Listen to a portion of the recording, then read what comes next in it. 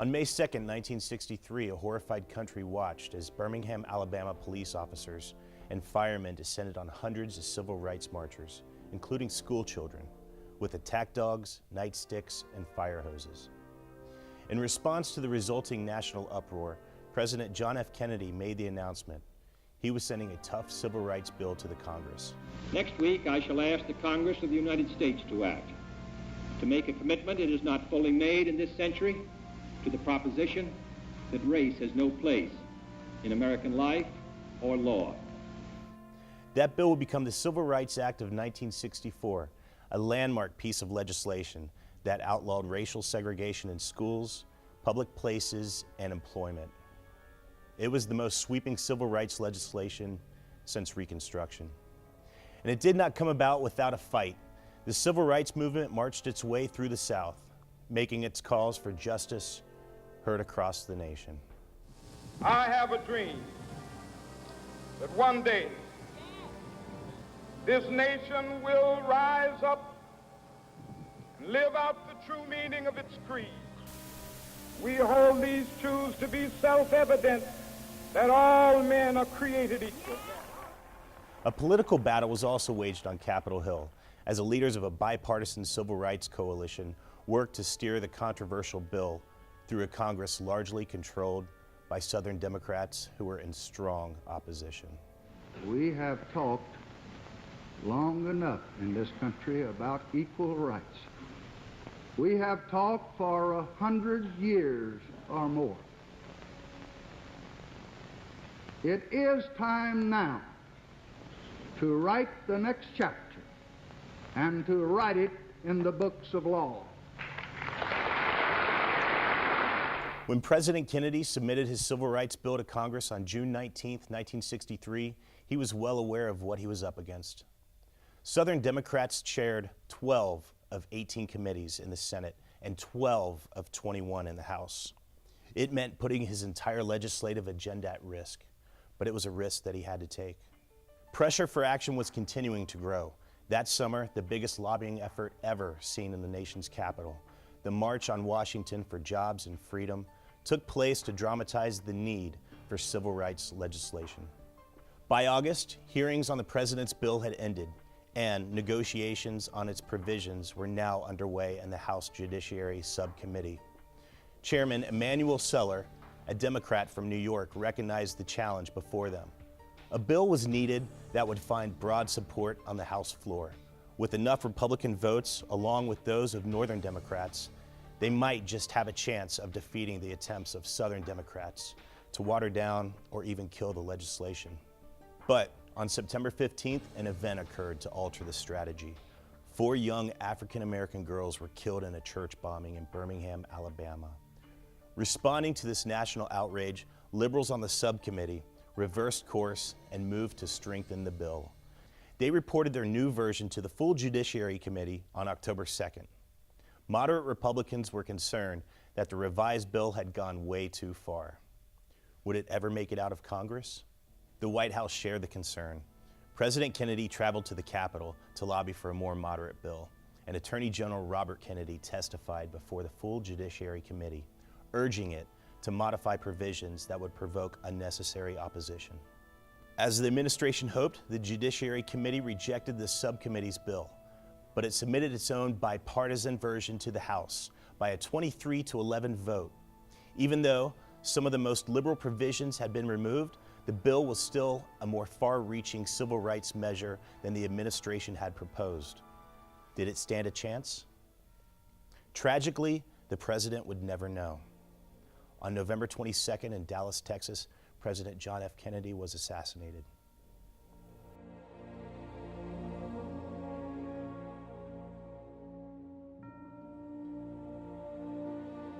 Days later, the new president, Lyndon B. Johnson, renewed the call for a passage of a civil rights bill. No memorial oration or eulogy could more eloquently honor President Kennedy's memory than the earliest possible passage of the Civil Rights Bill for which he fought so long.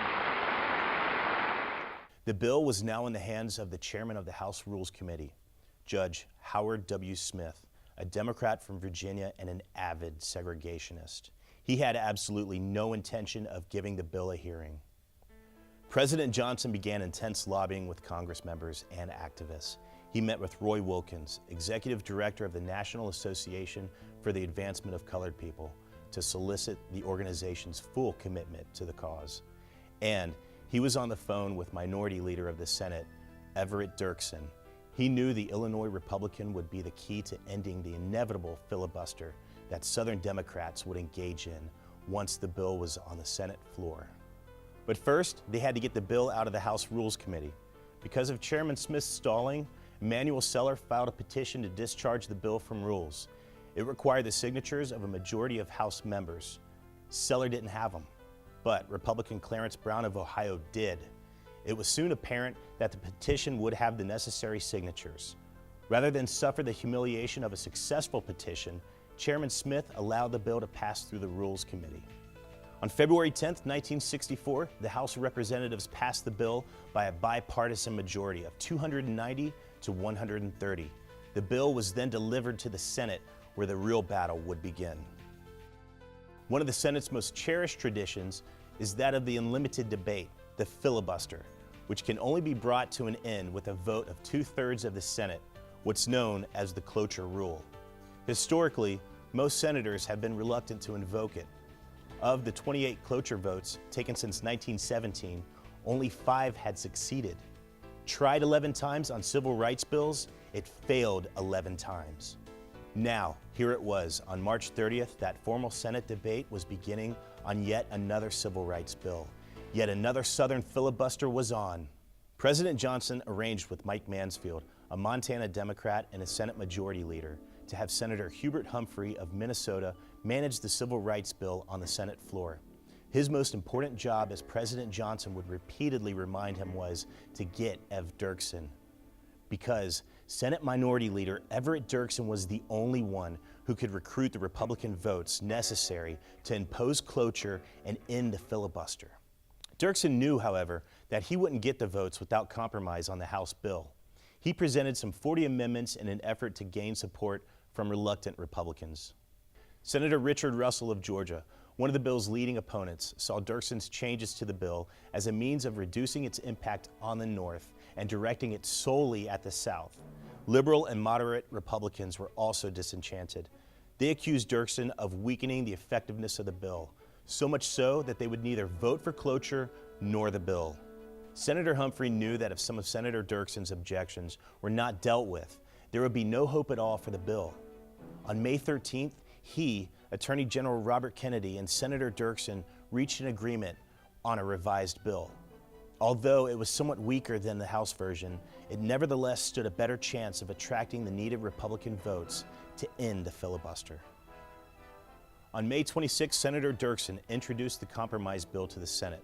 Majority Leader Mansfield announced that he would file the cloture petition. And on June 10, 1964, the vote was taken. After some 534 hours, 1 minute and 51 seconds, the longest filibuster in the history of the Senate was broken. Shortly thereafter, the Civil Rights Bill passed in the Senate, 73 to 27. The Senate version was accepted by the House with little debate, and on July 2nd, it passed by a vote of 289 to 126. That same day, President Johnson signed the Civil Rights Act of 1964 into law. This Civil Rights Act is a challenge to all of us to go to work in our communities and our states, in our homes and in our hearts, to eliminate the last vestiges of injustice in our beloved country.